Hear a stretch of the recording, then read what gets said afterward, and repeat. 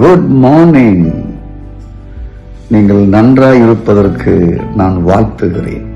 கிறிஸ்தவர்கள் எப்பொழுதுமே சுற்றிலும் இருளை காண்கிறேன், இருளை பார்க்கிறேன் என்று சொல்லிக்கொண்டே இருப்பார்கள்.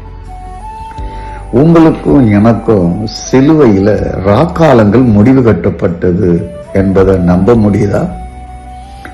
நம்ம இப்போது இருளுக்குள் இல்ல, கிறிஸ்துவாகிய ஒளியின் ராஜ்யத்துக்குள்ள நம்ம வாழுகிறோம் என்று கொலைசர் 1:13 சொல்லுகிறது. புரியுங்கள்.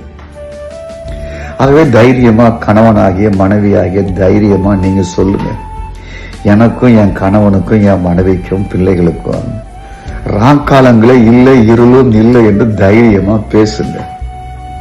பகல் சமீபமாயிற்று என்று தைரியமா சொல்லுங்க.